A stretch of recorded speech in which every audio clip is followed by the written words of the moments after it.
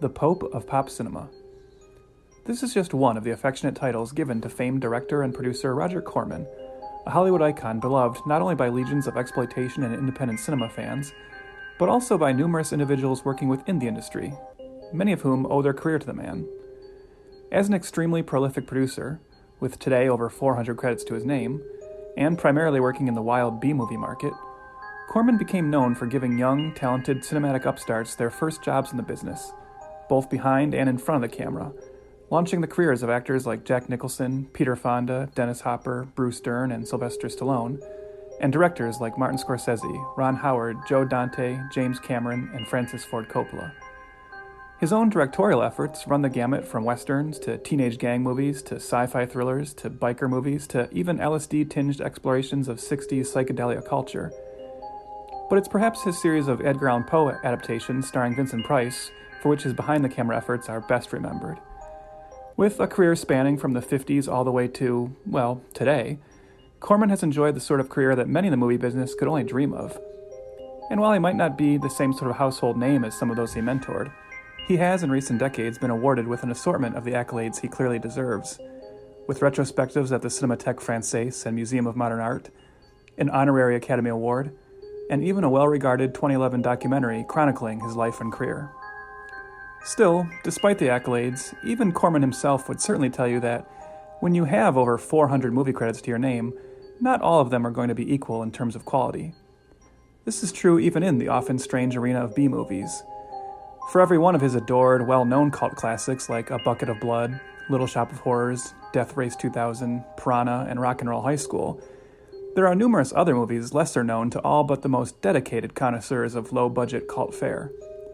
In fact, it's safe to say the vast majority of Corman's output, especially from the second half of his career, is chiefly enjoyed by that special breed of movie fan who ironically, or unironically, love quote-unquote bad movies, with titles like Carnosaur, Dino Croc vs. Super Gator, Alien Terminator, and Sharktopus seemingly tailor-made for beer-drenched evenings of Mystery Science Theater-style B-movie riffing. Perhaps the strangest film in Corman's vast filmography, however, is not so only because of questionable quality, but because it's a movie you and I were never even meant to see in the first place. In the mid-'80s, German company Constantin Films bought a 10-year option to the film rights to Marvel Comics' long-popular The Fantastic Four. The first superhero team ever created by Stan Lee and Jack Kirby in 1961, the Fantastic Four were a group of 4 astronauts who, after being bombarded by cosmic rays during a mission, returned to Earth with new superpowers. Near the end of their 10-year deal, Constantin still had not made good on their promise to bring Mr. Fantastic, the Invisible Woman, the Human Torch, and the Thing to cinema screens. So, in a last-ditch effort to retain the rights, in late 1992, Constantin teamed with Roger Corman, and, for the relatively meager budget, by superhero movie standards, of only $1 million, the Fantastic Four's first movie was born. If you've never heard of it, don't feel bad. To this day, the movie has never had an official theatrical, VHS, DVD, or broadcast release, which perhaps might have felt like some poetic justice for a young Mark Ruffalo, who auditioned for the villainous Dr. Doom for the movie, but was turned down. Reports vary on who was actually responsible for the film's fate, some claiming it was always Constantin's intention to simply make the movie only for contractual purposes and then never release it, and others saying Marvel themselves paid the company off to bury the movie after seeing it and worrying what the film's obvious low-budget presentation would do to the reputation of the characters and their brand. Whatever the case, the existence of the movie was not kept a secret, and bootleg copies of the film became a popular item at comic conventions for years, until online torrents eventually gave anyone who so desired a chance to see the movie in all its infamous glory. As for the Fantastic Four, they would get another shot at cinematic fame over a decade later, when 20th Century Fox released 2 big-budget Fantastic Four movies in the summers of 2005 and 2007. Unlike the Corman film, these 2 were seen by lots of people. But whether they were entirely satisfied with what they saw was arguably another story. And so, a few years later, Fox pondered whether for Reed Richards, Sue and Johnny Storm, and Ben Grimm, true to their superhero team name, perhaps the 4th time would be the charm. The year is 2015, and 20th Century Fox is ready to reboot the cinematic franchise of a classic Marvel Comics property with Fantastic Four. 10,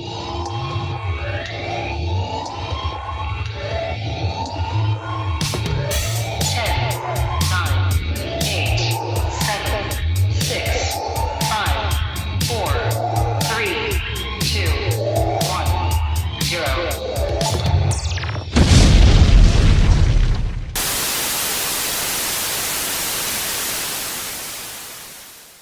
Welcome once again to Failure to Franchise, the show dedicated to some of Hollywood's most infamous mistakes, missteps, and misfires. This is Trev.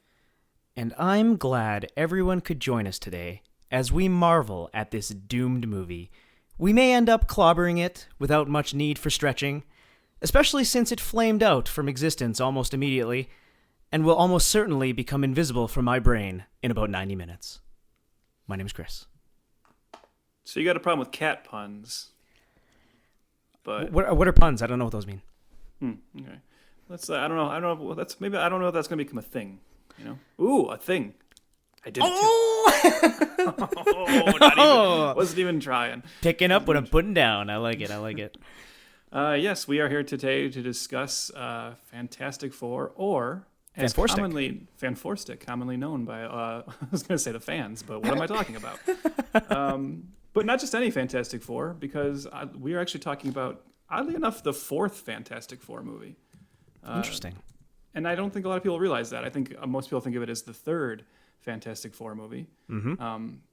But that is not the case. As my intro discussed, there was the initial Roger Corman version, and then we have the two Tim Story versions. Since we're kind of going to look into how this one happened, do you want to briefly talk about what's your knowledge level of the Tim Story ones, or do you like the Tim Story ones? How do you feel about those initial attempts to try Fantastic Four? I used to work at the movie theater as a youth, and when did the first one come out? 2007? 2005? What was it? Do you remember? The first one, 2005, yeah. 2005. The second one was 2007. Right. So yeah, I worked at the movie theater when that had come out, and we used to have staff screenings every once in a while. And you could bring a friend or whatever. And one of the very few staff screenings I went to was for Fantastic Four. And I quit the theater soon after that. It wasn't because of the movie, but the movie was quite poor. Chris Evans was obviously the standout. I liked him a lot. It's nice to see him get a comeback in Marvel over obviously the last decade. But he was awesome in that movie, but it was quite bad. The one thing that always struck me with that movie was that it felt like a goofy sitcom, which was fine for a while, but it always bothered me that the final fight against Doctor Doom was in the street, and it was really, really boring. That always bothered me, especially because Doctor Doom is the villain in Marvel, you know what I mean, so to speak. And then the sequel I never saw in theaters. I had watched that on fucking PVR, when it was just on TV, and I recorded it one time, and that was worse. Did you say DVR or PBR? You watched it on Pabst Blue Ribbon? No, I knew you were gonna say this. No, in Canada it was a PVR, a personal video recording. I know yours is DVR, but yeah. So, anyways, that's my relationship with it. I'm not a huge fan of those two films at all. I've never seen the Roger Corman one that you spoke about. But anyway, what about you? I saw the first one in the theater. I remember actually getting kind of sucked into it a little bit, because I actually remember it having a fairly decent trailer. The trailer was kind of intriguing. And then going to see it and really feeling let down by it. Just as you said, it was too corny. Just there was the vibe of it did not hit me. And to be fair, I'm a big comic book guy too, and a big Marvel guy. And Fantastic Four has never really been my jam that much. Right. I understand they are Marvel's first family. They're where it all starts. But I really like them in crossovers. Every time I try to get into a Fantastic Four book, I'm into it for a few issues and then kind of fall off. And I've actually seen that kind of sentiment echoed from a lot of comic book fans. I think Marvel has kind of a hard time getting Fantastic Four to ever get the same kind of traction that Avengers and X-Men do. Are they just kind of boring? They are kind of boring. Yeah, I think that's the problem. It's weird because, as you said, their main villain is the best Marvel villain. Yeah. But them as heroes, I don't know. And obviously, I'm sure there are probably some people listening now who are yelling at us for calling them boring, because I know they have their fans. Of course. But yeah, so I wasn't super into the first movie. Like you, I didn't bother with the second one in the theater. Got around to it later. I will say, I think this is kind of generally accepted, I believe. I do think the second one is a little better. Fantastic Four: Rise of the Silver Surfer, I'd say, is an improvement, and primarily because of the Silver Surfer character. I thought he was really well done in that. It's still not great, because it's still, Galactus is a cloud. They can't get over that bizarre decision. Right. And it's still fairly corny. But I just remember thinking that's a little better, but still not. I wasn't ooh, can't wait for a third one. Yeah. Yeah, no, not. But at all. Obviously, 20th Century Fox needed, they could wait for a third one because they decided not to do it. But they needed to make another Fantastic Four movie because this was one of those deals we always hear about where they have to make a Fantastic Four movie every so many years or else they lose the rights. The rights revert back to Marvel. So that leads us to 2015 and the Fantastic Four movie Fant4stic that we're going to talk about. You want to give some stats? Sure, yeah. So it's directed by Josh Trank, written by Josh Trank, Simon Kinberg, and Jeremy Slater.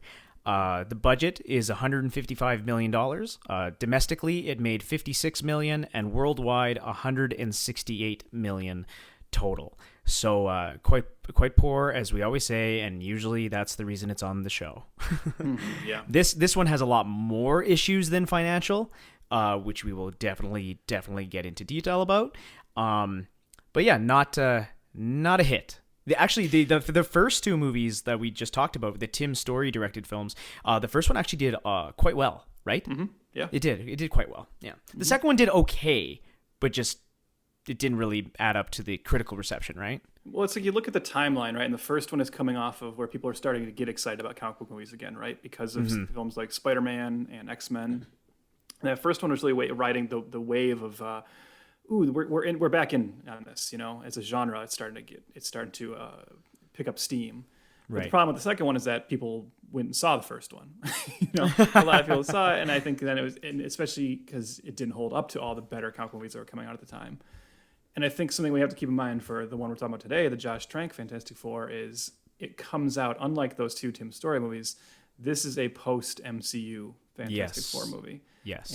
And that's very important to think about as we discuss the issues of the movie. And you already alluded to the fact that this is a movie that has a lot of other stuff going on besides just box office. Yeah. And I want to say that's actually kind of interesting because we're going to cover a lot of this in the next episode or today or whatever. But we've obviously covered a lot of movies that have kind of bizarre, troubled histories. I think of like Waterworld and John Carter. Yeah. But I think this one might be the most kind of infamous one we've done so far in that regard, at least in recent memory. Would you agree with that? I mean, this is like kind of a case study in whoops in a lot of big ways. Well, I think it's the time frame too, right? At this point in 2015, we are full in on the film Twitter.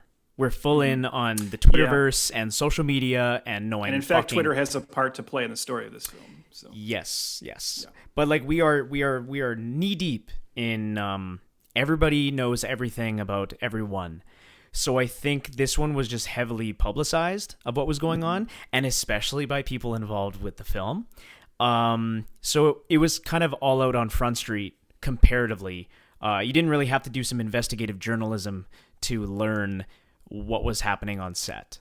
Mm-hmm. So I think that has a lot to play into it. There's many details involved that are just well known. Yeah. So it's sometimes we talk about like why this movie happened. We already kind of alluded to that. This was just Fox needing to hold on to their property. So for those who don't know, this goes back to when Marvel back in the day, kind of sold off a lot of their bigger properties because Marvel at the time was kind of coming out of bankruptcy. And they sold off their bigger characters like X-Men and Spider-Man, Fantastic Four, Hulk, to other production companies. Just held on to the ones who would eventually become the core characters of the MCU. Mm-hmm. And Fox is the one who had bought X-Men and Fantastic Four. And obviously we know, so Fox had some early success with X-Men and X-Men 2, and so they, rushed right into those Fantastic Four films. And it's interesting because right there you see how there was clearly never even any thought at that point given to, let's see if we can connect these Tim Story films to the X-Men movies. Because they're so different tonally. They clearly exist in different universes. And that just shows how, again, this is a reminder that it's not even that long ago, but nobody had that Kevin Feige thought yet of, what if we just link these things? Yeah. So it's interesting to think back to like what could have been even there if they had just done that right off the bat. But again, those just don't seem like they match up even tonally or anything. No. But then, after those two didn't work, obviously, especially now in 2015 with the MCU having blown up and comic movies being big business, just in the way you see how Sony has this iron grip on Spider-Man where they are just going to crank out Spider-Man projects to make sure they always have that character. Fox did not want to lose this as a property. No. And so they just kind of had to rush right back into doing another one. I shouldn't say rushed, because I mean this is quite some time after the second Fantastic Four film, but it was definitely like they had to make this one now, or else this was gonna. Didn't they announce that they were going to start doing it? Like, I mean, it was like 2 years after, like 2009, when they started to announce, okay, we're going to get ready to do this, right? Yeah, this has like kind of a, I think they must have tried a lot of things before, kind of, and that's fairly clear, because eventually what they get to, well, I guess maybe this is the time, because I don't have too much more to say about why they made this movie. That's just the answer, right? It was just, their X-Men franchise was actually going fairly well at this point, but they wanted us like another one, another one. As DJ Khaled would say. Bless up. Congratulations, you played yourself. And so they decided, well, let's reboot this essentially, right? We're not going to make a third film with the previous cast. Yep. We're going to do something else. So they need to find a new director. They need to find a visionary. So perhaps this is the time to talk about our boy, Josh Trank. Ah, yes, our boy. Well, I don't know. Well, obviously you remember, but fellow listeners, I don't know if you remember a small little film that came out in 2012 called Chronicle. It was a low-budget, found footage film by Josh Trank. He co-wrote it and directed it. He co-wrote it with Max Landis, right? Did they co-write it together? Yes. Yeah, okay, good. Yep. And basically it was a couple teenage kids who find a magic rock, and the rock gives them superpowers, and then ultimately, kind of spoilers, but for an almost decade-old film.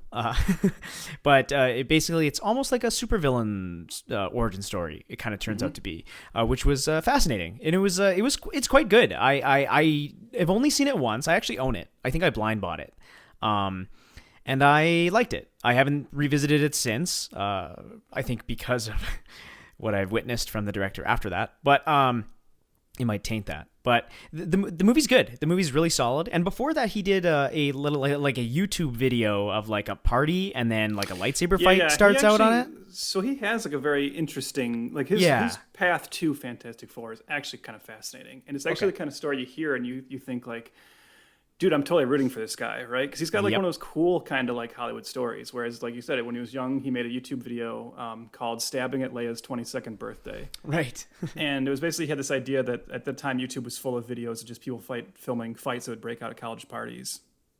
And he's like, well, let's do one of those, but the joke is the kids just suddenly bust out lightsabers and start fighting with lightsabers. And it did on obviously a very small budget. I think it was under $100. Yeah. You just use some like computer programs to do the special effects. It's a pretty cool video. It looks pretty good. Mm-hmm. You have the thing with like the cops coming to the party and the cops are stormtroopers. It's a good bit, and that actually got him a lot of attention. The video went viral, and he actually was not just suddenly his inbox is just like getting flooded with tons of emails, including ones from people at Paramount, MTV, and Spike TV, which was a network at this time. And one of the first jobs he gets out of it is he's hired to write a series of webisodes to tie in with a show that Spike TV was doing around that time called The Kill Point. And I don't know if you've seen The Kill Point, Chris, but The Kill Point features a friend of ours, a friend of the show. So I think it's time for another episode of Let's Go Leguizamo.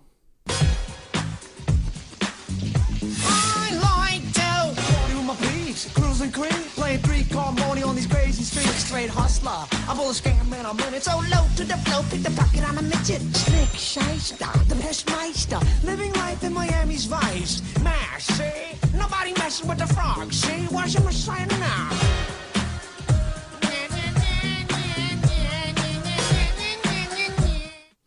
So The Kill Point is a 2007, just kind of one-season mini-series type show that was on Spike TV, starring Donnie Wahlberg and John Leguizamo. And it's essentially like a kind of an updated modern version of Dog Day Afternoon. John Leguizamo leads a gang of bank robbers that end up having to take hostages inside a bank as the bank gets surrounded by the police. And Donnie Wahlberg is the main cop on the outside, kind of, and so it becomes a hostage negotiation show. It's really good. I have it on DVD. I really enjoyed it. It's actually one of those things I'm kind of sorry more people don't know about. It's like this one season tells a complete story. It's got great performances from Leguizamo and Donnie Wahlberg. But Spike TV, this is, around this time of 2007, you probably remember this a little bit. This is when like every network was suddenly getting obsessed with like web content, right? Yep. Like, we can use the web, the World Wide Web that all the kids like so much to kind of promote our shows. And so Josh Trank, this like up and coming young kid who made this interesting Star Wars video, they call him and say, hey, we want to do some spin-off episodes that just follow the other cops, the smaller characters that are on the outside of the bank. What are they doing during all this? And they hired him to write and direct this series of like 7 5-minute episodes, which unfortunately for him, he doesn't end up actually being credited on, but he does it all. Like he writes and directs it, and that's his thing. So as this is Let's Go Leguizamo, I looked into this, and I did discover that John Leguizamo does not appear in any of his episodes, nor has John Leguizamo ever talked about this. So, yeah, we actually have nothing to say. So that was Let's Go Leguizamo. Thanks.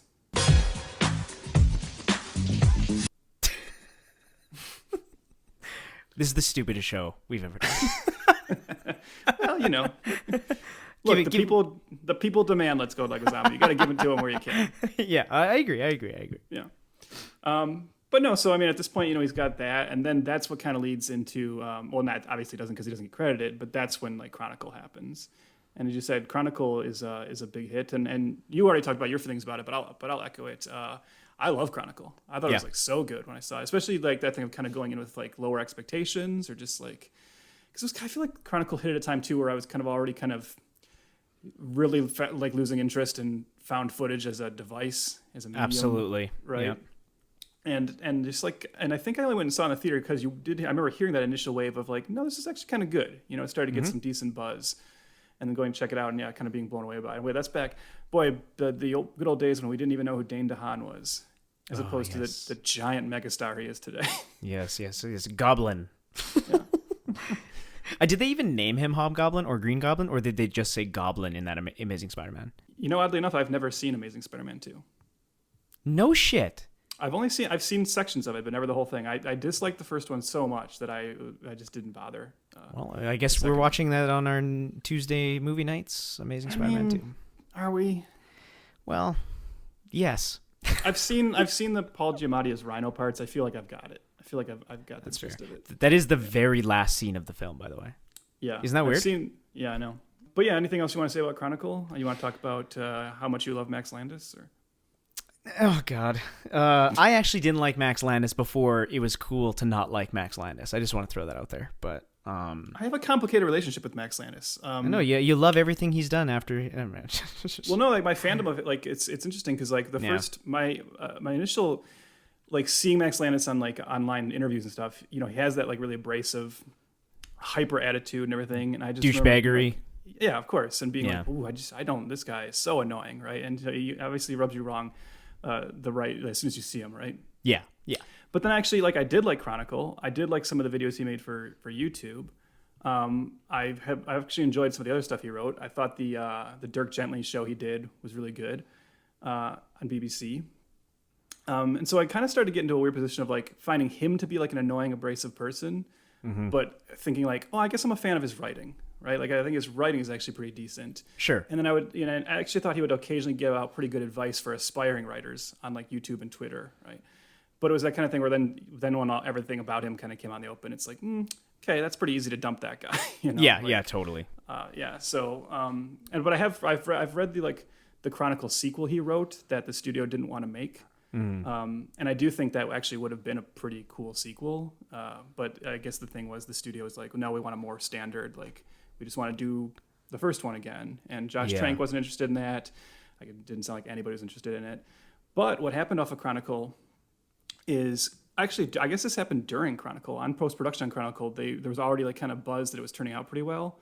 And Hollywood keeps calling Trank with different jobs. And one of the jobs is Fox calls him. And I guess initially they start talking about perhaps doing something in X-Men. And at some point the conversation shifts and they say, well, have you ever thought about Fantastic Four? Would you consider rebooting Fantastic Four? And I think that, like, from what I understand, he kind of immediately jumped at the idea. And right away he kind of formed his take. And I guess this is a good point, just time to get into that. And then his take was kind of he said like a more horror-leaning body horror take on it. Saying, can we get into like a slightly darker tone and looking into like, what would that really be like if you were these characters and your bodies were turned into something else? Right. And Fox was intrigued by this, and they, sure enough, signed him up. Yeah, he said he wanted the overall tone to be like a cross between Spielberg and Tim Burton, influenced by David Cronenberg, especially Scanners and The Fly. Yeah, feels it's an odd take for the subject matter, but Yeah, I mean, I have thoughts interesting. on that Interesting too. though. Interesting though. We'll get into that. Yeah, we'll get into it because I have thoughts on whether I agree if it's an odd take or not. Yep. So he brings along his friend Jeremy Slater, who's also like I guess a Fantastic Four super fan, to write the script. Were they friends? I don't think they're friends. Were they? I think they were at this point. I don't know. Okay. Yeah. Okay. Yeah, I don't know. I don't know what Jeremy Slater would say about that now. Sure. But I think that's true of a lot of Josh Trank's previous relationships. Yep. And it kind of goes like if you even at this point, if you read some stuff about this, he's kind of going through like the right motions. Like he's pitched this take. Fox has approved of it. They like it. They're excited about it. He meets with Stan Lee to get his blessing. And one of the main things he wants to get his blessing on is his idea to turn Johnny Storm into an African-American character. Yep. Which was met with much controversy, but I always thought was a cool idea and never had a problem with. And anybody who did is an idiot. Yeah. But yeah. But so he goes through the right paces, and then we start seeing some issues because as soon as they hand in their script, him and Slater, Fox puts their kind of go-to guy, Simon Kinberg, on the project as another writer and as the producer. And I think a lot of people have looked at this in retrospect as Fox kind of stepping in and saying, okay, well, we need somebody to kind of oversee this project. And Kinberg was no stranger to this because this is what he'd been doing in the X-Men franchise. As we've since found out, he was kind of, he's often sold as this kind of he's equally there with Bryan Singer, but we've since learned about how much sometimes he would have to kind of step in for Bryan Singer and kind of try and write the direction. Yeah. So I think we start to see some clashes between Fox and Trank, and we'll talk more about that as we talk about how the film turned out, I'm sure. Mm-hmm. Mm-hmm. Yeah. Some interesting even casting what they were getting into. Like obviously this movie stars Miles Teller as Reed Richards, Kate Mara as Sue Storm, Michael B. Jordan as the Human Torch, and what's his name again? Jamie Bell as the Thing. There was also some other names thrown around during all this. There was Adrian Brody, Kiefer Sutherland, Saoirse Ronan, right? That's how you say her name? Saoirse Ronan. Much apologies. Margot Robbie. That would have been awesome. I like seeing her. Eddie would Redmayne. It have been, though? Oh, yeah, I guess. Okay, yeah, fair enough. Eddie Redmayne, Donald Gleason. The weirdest one was Mads Mikkelsen going in for a audition and quoted that it was maddening and very wrong, and the only thing that he was told to do was to stretch his arms as long as he could make them. So very, very strange. But yeah, there was a lot of names thrown around, as is typical with a big, high budget, superhero property. But these were interesting choices, to say the least. They raised a lot of eyebrows right off the bat because of how young they were. That was definitely one of the first things people kind of took issue with. Good point. Wait a minute, why is the Fantastic Four so young? Yeah. And again, I have my own thoughts on that, which we'll talk about. Sure. But that was something that really threw them off. And I think the other, we didn't even mention. I don't know. Did you mention Toby Kebbell yet? Oh, I didn't even mention him. No, I did not. Yeah. So Toby Kebbell is cast as Victor Von Doom. Actually, no, Victor Domashev. Well, you do see the name Victor Von Doom on a piece of paper in this, though. Yes, I've been doing research, and it sounds like that is very much a part of the reshoots. Yes, I'm pretty sure that you are correct. Same with the ADR line saying his name. Yeah, I'm going with what the movie tells us. But yes, I do remember in the lead up to the film that they were very much like it's not Victor Von Doom, right? Yeah. But even that's interesting too, because Toby Kebbell is not by any means at this point a real big name, right? At any point. Yeah, I suppose. Yeah. Yeah, he's the bad ape. You know what I mean? Like and he doesn't even get to. I mean, he's phenomenal in the Dawn of the Planet of the Apes, but he's not. You don't see him. So. Yeah, like before this, I'll hear small roles in like Rock and Rolla and Prince of Persia and All right, those three incredibly successful. Oh my God, Rock and Rolla, unbelievable. Well, all right, he's in War Horse. Right. I do love a war horse. I've never seen it, but I know it's successful. Yeah. So yeah, interesting cast. There's some other people in it we'll talk about. But obviously, that'd be weird if there was only 5 people in it. But but yeah, so I mean, this cast though. Do you want to talk about how you feel about this cast now, or save that till? I'm saving it. Okay. Yeah. All right. Yeah. So I don't know. I don't really have much more to say. I think most of the interesting stuff is going to come out of talking about the film itself. I think so too. But, okay, so let's just come back from the break and talk about Fant4stic. Dr. Storm, we gave you 6 years and millions of dollars, and you gave us nothing. What's different now?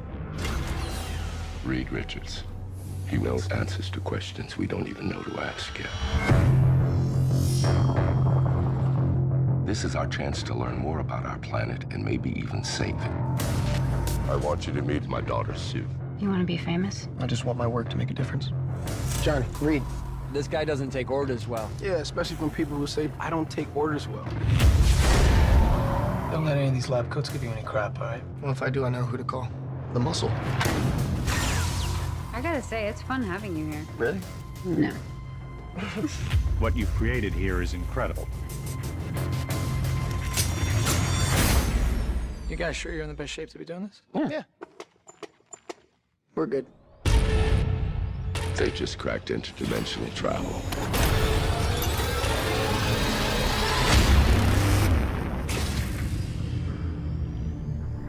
Incredible.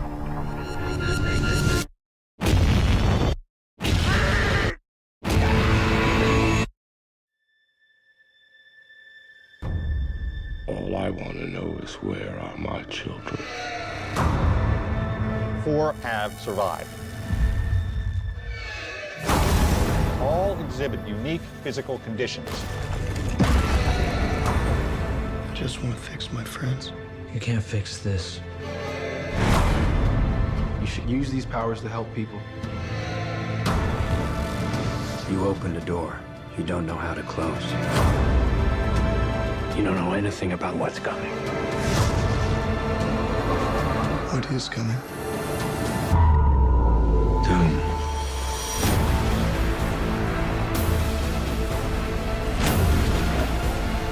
If you want to stop him, it's going to take everything you have.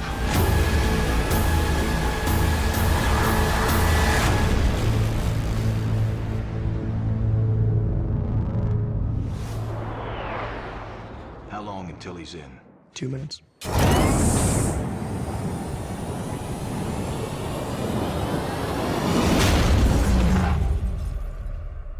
Might be a little less. Reed Richards and Ben Grimm have worked together on a prototype teleporter since childhood, eventually attracting the attention of Professor Franklin Storm, director of the Baxter Foundation, a government-sponsored research institute for young prodigies.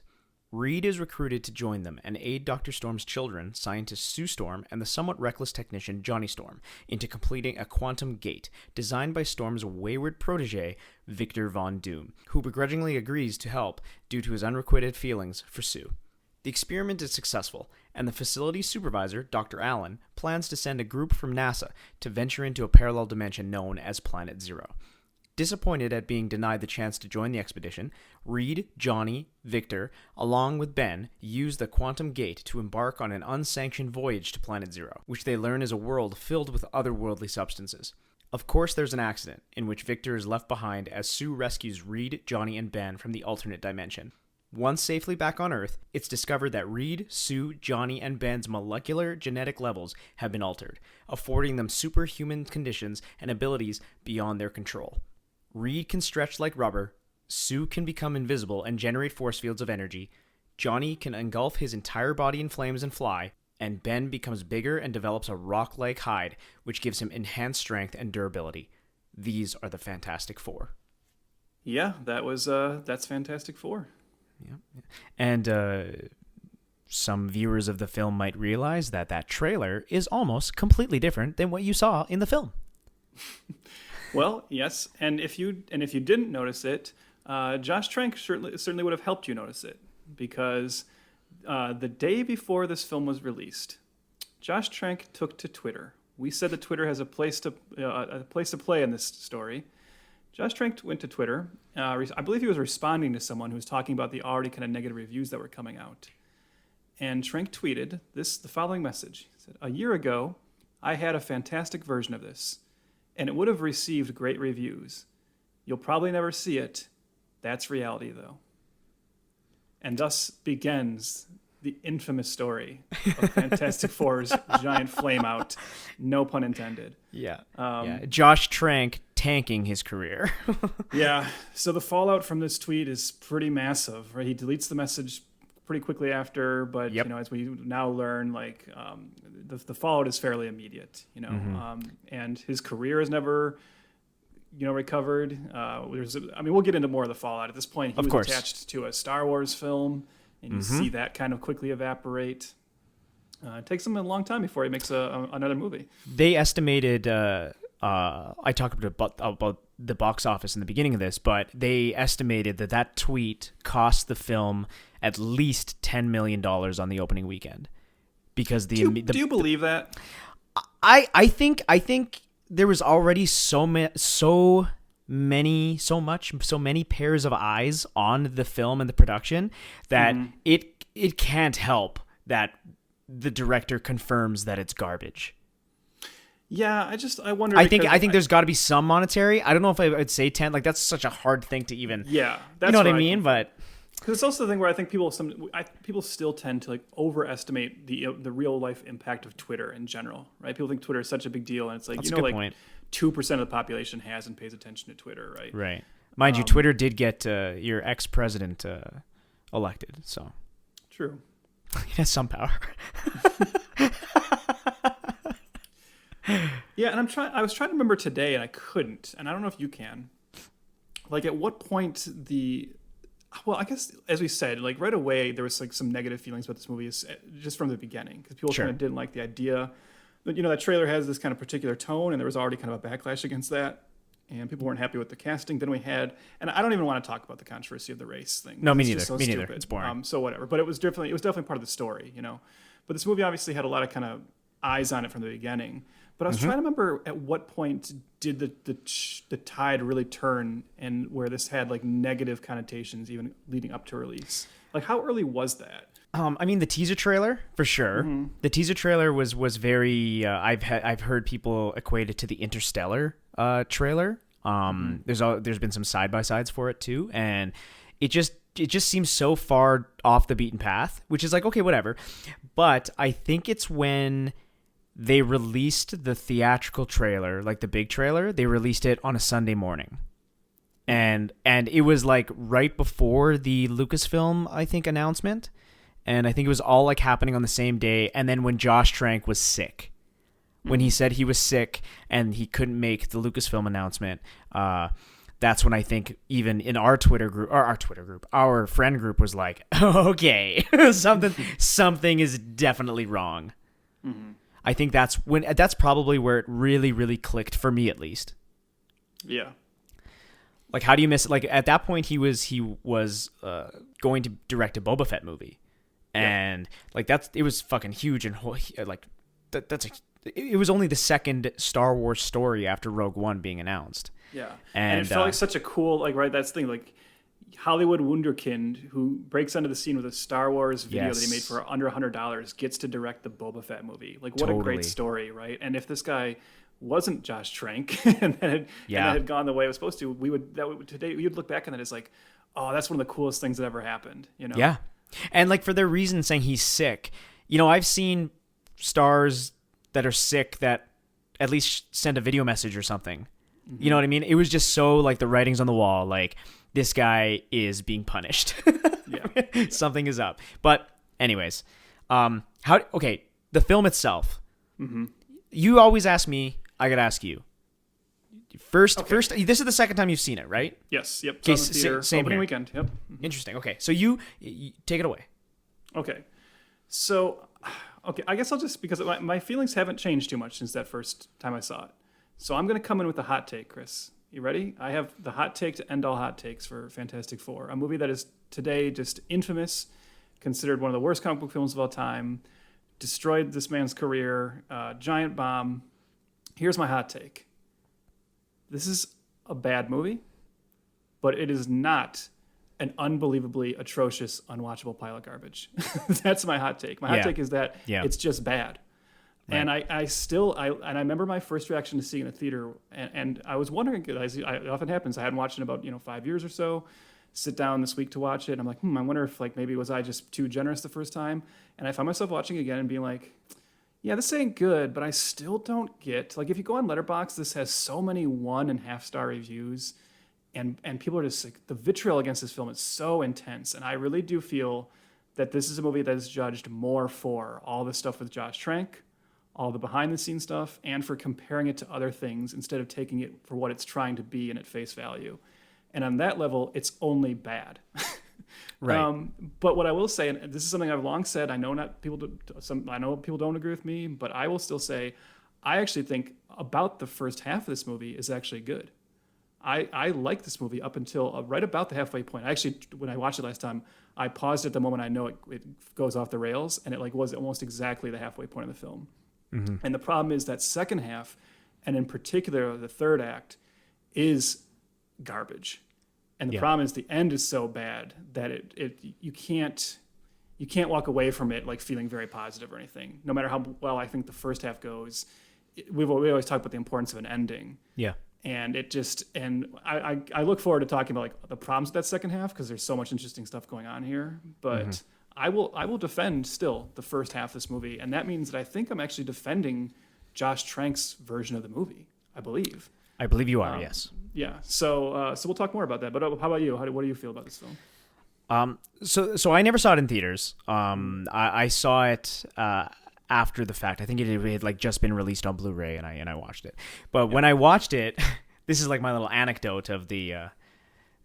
So I am one of those ones that was very negative on this movie. Mm-hmm. I said it on a previous episode. I rarely give out 0 stars, and I had actually logged this movie on Letterboxd with 0 stars. Mm-hmm. Now, let me give you a quick sequence of events. A buddy had come up from out of town, and we went to a hockey game, and we got extremely drunk. And after the hockey game, we had a bunch of arena beers. You know how those hit. And we get home, we're like, let's drink a bottle of wine, and let's watch this piece of shit, Fant4stic. Let's finally do it. Let's watch it, because it'll be a fun, drunken watch, because we know it's bad. I have never sobered up so quickly in my life. That's how bad that movie was. We looked at each other afterwards, and we were just bored out of our minds that we were like, man, if we're so drunk right now, and this movie is boring us, and we can't even laugh at it, it must be that bad. It must reach the upper echelon of shit, right? So when I logged it the next day, I logged it at 0 stars. So I watched this a couple days ago. I still think it's a disaster. And I think it's fundamentally broken. There's actually a moment in the film where it breaks, and I will get to that. And it's the moment it does not recover. It's over at that point. And I think we never discussed before we record, but I bet you it's the exact moment. But I think it's pretty incompetent for most of it. The beginning is okay, like it's fine, but it's just so boring and morose, and the acting is so bland that there's nothing to grasp onto. So I think I'd maybe give it 1 star now. Maybe I'm a little more forgiving, but I still recognize that it's a disaster. I don't, like I said though, what you're alluding to, like it's this absolute unwatchable piece of shit. No, I don't agree with that. I don't think it is. Like I think Catwoman is something like that. You know what I mean? Like that's unwatchable. That's what I'm saying. The way I see people talk about this movie, I think of that in relation to things we've even watched, like Catwoman and Spawn. Yeah. And I see people talking about this movie in that vein, and I'm like, are you kidding me? I mean, come on. And I'm already going to push back on something you just said even a little bit. Sure. Because I've seen this echoed too, and this is where I get confused. And this is, I think, ultimately one of the confusing things about the film is the entire time they're making it, Josh Trank is like opening his big fat mouth, right, about how this is going to be this like Cronenberg dark body horror version of Fantastic Four, right? Yeah. And everyone is talking about how this is going to be like the grim, dark Fantastic Four, and people are getting concerned about that. Okay, now here's where I alluded to earlier when you said that that's a bizarre decision to make, and them being young is a bizarre decision to make. Here's where I'm going to step in and defend something. Because as we said, we know that the co-writer Jeremy Slater was like a fan of the comics, right? Mm-hmm. Well, around this time, people will have to remember that Marvel had its primary, in the comic books, it had its primary universe, and it had the Ultimate Universe. Yes. And in fact, Ultimate Spider-Man was pretty much the inspiration, or a lot of that was kind of filtered into the Raimi Spider-Man films. Ultimate Fantastic Four was a much younger version of the Fantastic Four. And I will say that this movie, or at least like, you know, the early goings of it, is a pretty close approximation to what Ultimate Fantastic Four was. It's so people kind of forget that. Like it's not, you know, it's not very close to the Tim Story films. It's not close to it's definitely not the bright, colorful adventures that that team is known for in the comic books and in the main universe. But this was kind of the take, in my opinion, that they were going for with Ultimate Fantastic Four. Because Ultimate Fantastic Four was a little bit more of a mature, even though they were younger versions, it was kind of a more mature, grounded take. And in fact, that book goes into such dark directions that that's where ultimately the Marvel zombies come from. They're introduced in the Fantastic Four book, and that's a very like kind of violent story. Mm-hmm. So I think that they were actually taking their cues from that more than they were from the regular universe. Okay. And then the other thing I'm going to push back is when you said the thing about it being morose, this is where I watch this movie again, and I still think to myself, am I watching the same movie everyone else is watching? Because this is the strange thing about Trank's whole thing about how this is like Cronenberg and his body horror. This movie is not morose. I don't agree with that. Like there's about a 10-minute sequence or so that kind of gets into that like body horror thing he's going for, which I think is actually, I think that's in bounds. I think if you're making a movie about Fantastic Four, I don't think it's out of the question to say, God, wouldn't that be awful to be turned into the thing? Wouldn't it be awful to wake up and be on fire? That's kind of interesting to say, let's explore that. But before that, all the stuff with like Reed as a kid and then showing him as like in his high school years and then getting to the Baxter building for the first time and, you know, the team meeting and stuff, there's a lot of comedy. Is all the comedy successful? No, but I don't look at this movie as like grimdark at all. I do not think there's a lot of comedy. You're insane. I think there's one fist bump scene that is okay. No, I think it's not, like I said, look, I'm not saying the comedy works. I'm not saying it's even laugh out loud comedy. Yeah. But to say it's trying to be like super dark and like grim and depressing, it's not. It's still laced with I think his character is built to be likable. I think there are jokes. You think of like at the science fair. What characters though? Like Ben Grimm is in this movie. He has 3 lines before he turns into the Thing. Like he has 3 lines. He's barely in the movie. Sue Storm just types on her computer for half the movie. And there's like 0 interaction with all 4 until the final 15 minutes is when they're all on screen together in costumes. Like I don't agree with that. There's interaction and there's fun playfulness between them. It's all done in montages. The film is all done in montages. You don't get any actual scenes with dialogue and them growing as characters. Well, no, and I already said this movie is not good, right? I'm just defending like where I see where again I feel like people are overly. It's weird to say that I think people are overly harsh about a bad movie, but that's like the odd defense I have to come in and make on it because I just to stick in that comedy thing for a little bit. And again, this is me like defending like not great comedy or whatever, right? But to say it's not trying to be funny, like I think of things like the science fair scene, which I think is definitely trying to be funny, right? The him taking the kid's plane and the kid calling him a dick. You know, there is stuff like that filtered throughout, and it's not like this is not a Batman Begins tone, right? This is not Joker. You know, it's strange because I look at it and I don't even think it's the first half. I don't even think it's as dark as Chronicle. It really only gets dark once the accident happens to them. Before then, I would say it's just more grounded. That's the thing, right? And I know grounded is like one of those Hollywood buzz terms, but I think it feels like a reaction to the Tim Story movies for sure. Yeah. But I don't think it feels like, oh, he's making a depressing film. I don't think that's what he was aiming for. And I think like he kind of shot himself in the foot by overly talking about it as if it was that. And then that first teaser trailer, which was very kind of like, as you said, it's very kind of, what's the word I'm looking for? Like oppressive, right? Yeah. And that's not really the tone of the film at any point. So I don't know. That's my opinion. But I mean, you do make a good point. Okay, you say there's no humor. And again, I know I'm sticking on this, but sure. The fact that there's a scene where he takes like that like nerdy selfie, like Reed Richards takes a nerdy selfie of himself in front of the machine, right? Yeah. And like sends it to Ben, and then you see that picture come up on Ben's phone. You can't look at that picture, which is clearly meant to be like, look at this nerd who thinks he's cool taking a picture in front of this thing, and say like, oh, they're trying to be like grim here or anything, you know? Well, that's true. Yeah. Yeah. Yeah, you're right. It's not. I guess. Yeah. Okay. The grim dark thing is maybe a little bit overstated by the community at large. That's not exactly there in the film. But I think I guess I come down on the side of, I guess nothing's working and the tone is like so off. And again, they're trying to set up this. I like the idea of course having Ben Grimm and Reed Richards be best buds since childhood. But like they don't even talk to each other much, and it's very strange how much Ben Grimm is cut out of this movie. Like it's weird, right? Like, did you catch that really this time? Because I did. I was like, "Yo, where is this motherfucker?" Well, I think that to get to something you're talking about here, I think when you watch this movie, because it's not very good, right, you find yourself very happy that it's only an hour and 40 minutes. Extremely. But I think a lot of what you're saying is that's a problem here, and that because it's only an hour and 40 minutes. This movie never has the room to breathe that should. Sure. Now, you were just complaining about like the montage thing. I actually, the biggest montage in the film is them like building the machine that ends up teleporting them and into the other dimension or whatever. Right. Actually, I like that montage, and I think like this again. And I know I'm going to sound stupid because I'm talking about a movie that ultimately completely falls on its face later. But I even think this sequence of the film is not that bad, and I think there's something that's always kind of fun about watching young people who are like trying, this like exploration of science and trying to make this like big breakthrough. Right? And I think you can in that montage, you do see like the relationships start to form. I know not as much as you want to, and not as much as you should. But they do kind of well in that montage where it starts with Victor, whatever his last name is, and Reed, very antagonistic. They don't like each other, right? And then you actually see a point in the montage where they are all together laughing, and so you're starting to see the relationships form. And that's just old classic cinematic language, right? Using a montage to pass time. Or it's not.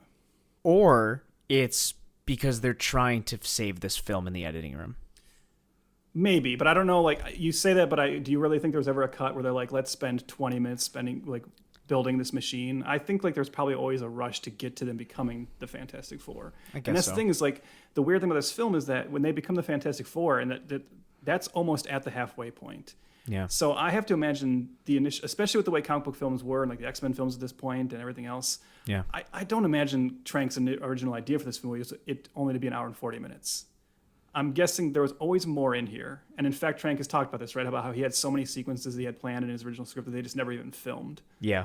And I think we're always seeing a very truncated version of like whatever he had in mind. A truncated version. Ooh, there you go. It is hard to watch a movie where you know so much of the problems. So, I mean, it's almost impossible for it not to seep into your viewing of it. And that's what's hard for me too, because I'm defending this first half, but I'm also like, and the thing is, I just said I feel weird because I always felt like I watch this and I go, boy, I kind of want to see the Trank cut, right? Because I feel like the stuff I like in this film is from the part of the movie that you can tell is like less messed with, right? But I also know that there is no possible Trank cut, right? In fact, it says in 2020, I'm on Wikipedia now, it says in 2020, Trank has admitted that much of the sequences he had planned had gone unfilmed, thus making a director's cut practically non-existent. Yeah. And also, we're going to talk more about how, there's some other issues with Josh Trank. So it's like I'm defending this thing, but you're right that even as you watch the film, you still know that you're watching like a bizarre Frankenstein's monster of a movie. Definitely. And there's just no saving it at a certain point. Yeah, so can I mention two of my main critiques, I guess? Sure. So the first one is not having Sue go to the alternate dimension with them. That is men only. That is so stupid. I had completely forgotten about that because obviously I was absolutely loaded the first time watching it. But this one, sober as a nun, I'm like, oh, she's just gonna sit at the computer. And I had no idea like even how she got her powers. So yeah, like to set up the scene, actually the boys get drunk together on little boys' night, and no girls allowed, and they decide, fuck it, let's go to the other dimension. We don't need the military. We're just gonna do it ourselves, and we're gonna plant our flag first, and we'll be the famous ones. Because they've built this thing, and suddenly the government has stepped in and said, we're gonna send NASA astronauts to the other dimension. Correct. They had always thought they would be the first ones to go. Yeah. So they just decided to do it first. Yes. And let me remind you that Ben Grimm is not around at this point. Reed Richards decides to call him to come along for the journey. Who does he not call? Sue Storm, who had a huge part of building this machine. But whatever. Boys night out. So they get into this machine. They go to the dimension. What they do sell here is that Sue has to stay behind because somebody has to work the controls, which is still ridiculously sexist, right? It sounds terrible. They're like the idea that they go, I'll call my best friend, who is the one of us who has no scientific knowledge. Nothing. And has not helped us build this machine at all. He'll go into the other dimension with us. Sue, you have been integral to this at all points. Can you stay and man the computer? Yeah. This is so ridiculous. This is like in Rise of Skywalker with Rose Tico. Hey, do you want to come with on the adventure? And she's like, no, I gotta like count some ships, man. I gotta do math for Leia. And this is where I think your point about like Ben being gone from so much of the movie, I think this is where you get into where they couldn't figure out once they decided to make these characters young. And I it's been years since I've read Ultimate Fantastic Four, so apologies, I can't remember how they got around this in that comic. But the initial like version of Fantastic Four, Ben is a pilot, right? And that's why he's right. So that's why he's kind of on the journey with them, right? You can't have Ben be a pilot in this because they're all like supposed to be like 18-year-old kids. Mm-hmm. And since Ben is like supposed to be the more tough, kind of, gruff kid that was like, helped Reed get through school without getting beat up all the time. Yeah. There is no place for him in the science center during this whole section of the movie. So you're right that he's gone, but also it kind of makes sense thematically that he's not there. Sure. But the problem is that, as you said, then you don't end up knowing this character enough. No. So that's my big complaint there is they get their powers, they leave, Victor Von Doom gets presumably killed, which he's not, but he's gone. So we should say, they go to the other dimension, everything goes haywire. And yes. This is even like right here too, you start to see like weird issues with the film where they start to do this interesting thing where the powers are connected to like what happens to them over there, right? So like Ben's pod gets full of like a bunch of rocks like fly into his pod and like cover him, and that's why it becomes the thing. Mm-hmm. Johnny gets set on fire, but then when they come back from like that universe, just a big explosion hits Sue and it turns her invisible. Like, what's the literal connection there? You know me, and listeners, I'm a stickler for rules, and you set up this idea that the environment has caused these powers. How's Reed Richards' strategy? Like, what went in there? It sounds good on paper. But again, nobody I'm sure there's a lot of people in the boardroom who are like, hey, this doesn't make sense. Like they probably said that about a lot of stuff. But it's just a dumb oversight or undersight. You know what I mean? Like it's just bad. So that's my main thing. Now, the film fundamentally breaks right after this. And there is no recovering.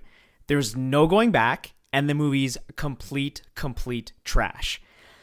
Now, listeners, when you watch a origin film where your main characters suddenly come onto some sort of superpower, super something, don't you want to see them deal with their powers? Don't you want to see them learn their powers and train and talk about them and deal with them? Spider-Man's a great example. How awesome was when Peter Parker gets his powers and he realizes he can climb walls and swing around and he makes a costume and he's fucking having a great, you know what I mean? It's so fun. What this movie does, it cuts to black and it says 1 year later. And at that moment, it comes back to a boardroom and shows action scenes of our heroes training on projections. They're watching all of these scenes with a narration behind them and explaining the last year of what's happened to these characters. His combat effectiveness this past year has been unprecedented. In terms of potential, you already know what he's accomplished in the field. He's been active in covert operations with a 100% success rate, protecting our men and women in battle and saving countless lives. Ladies and gentlemen, this is only the beginning. The other survivors of the Baxter incident all exhibited unique physical conditions. We developed suits which allow them to contain and control these conditions. This subject's suit controls her spectral flares and refractive visibility. With intense concentration, she's also developed the ability to render other objects invisible and to neuropathically produce force fields. All these abilities come from one place, another dimension that our scientists have taken to calling Planet Zero.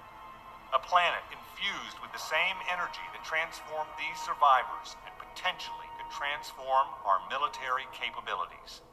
So gone is your character growth, everything. You lose it all, and the movie is just fucking broken at that point. Yep. And thank you for coming to my TED Talk. Yeah, because to be clear too, like it's not like a hard cut from the explosion to that. Let's talk about that little segment in the middle. Sure. This is where I actually still think the movie's working to a certain extent. I don't know how I feel about this, and this is where you actually do see what Trank was talking about, like the Cronenberg aspect. I actually think those initial sequences are pretty effective when like Reed wakes up and he's on that bed and he's like he's fully stretched out and he doesn't know what's going on and he's crying out like where's Ben, where is he? Yeah. And then especially when Dr. Storm comes and has to like look at his son laying there on fire and his daughter phasing in and out and she can't control it. That stuff actually works really well. And that's where I'm thinking, wow, this idea that Trank had, yes, maybe it's not the Fantastic Four movie people wanted to see, but I kind of do want to see it. Like, right, like you just said, I think that's a movie to be made, right? There's two ways to look at this. Either you do what you just said and you make the fun movie where we're watching them gain their powers, or you fucking commit to Trank's vision. And that's the problem here, right? Is that this is where ultimately the what's wrong with this film is that Fox heard his vision, said yes to it, and then panicked as the movie was being made. Yep. And did not allow him to make his vision and whatever. And obviously we're going to say he had issues and we know much about Josh Trank now, but you have to let your filmmaker do what they want to do, or you have to just you just don't hire them. Right. Yeah. And this is a movie that's broken in the making of it, because all those sequences have a power to them. And I go, you know what? Actually, I would watch this like 2-hour Fantastic Four movie that's about the horror of this, right? Because the Thing is a horrific character. Like the idea of like waking up and realizing you're going to be like that for the rest of your life. Yeah. And I actually think there's a couple brief moments in this film that plays that well. It's like when he first sees Ben and Ben is like just horrified by this. Anybody? Ben?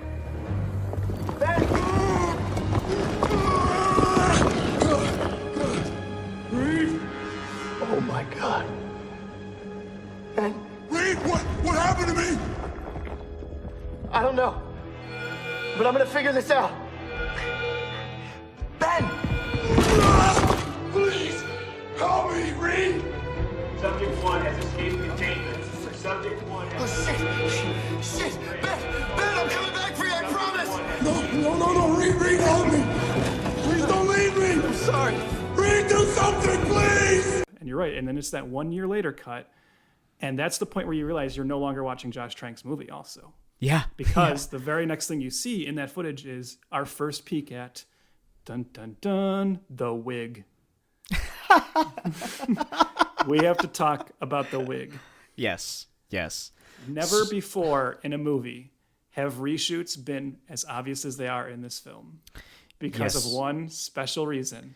Yeah, so Sue Storm is blonde.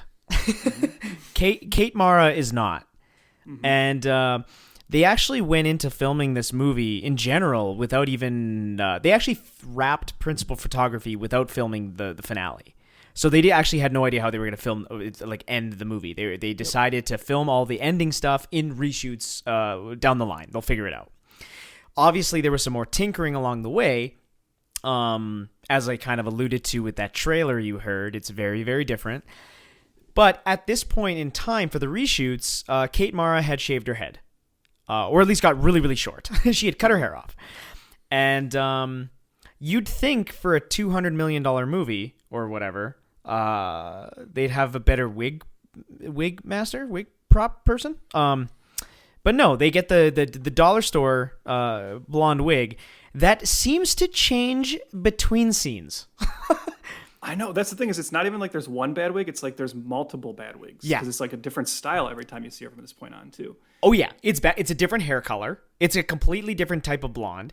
And there are literally scenes where she'll be talking to one character and the wig is there, and then you cut for like a second, and then another character comes in to talk to her, and it's her regular hair. And you go, oh, okay, now I'm watching the original footage. You know? And it's like, it's not even like one of those moments where I watched this with the knowledge of the wig, you realize it just as a normal viewer. Oh, I don't think anybody could watch this and not notice it. It is, right? It is honestly the most atrocious wig I've ever seen in like a movie of this size. Yeah. Right. And this budget. It's laughable. It's ridiculous. Nobody on set should have, on the days they filmed the reshoots, should have been like, yeah, we're going to get away with this. Like everybody should have known, right?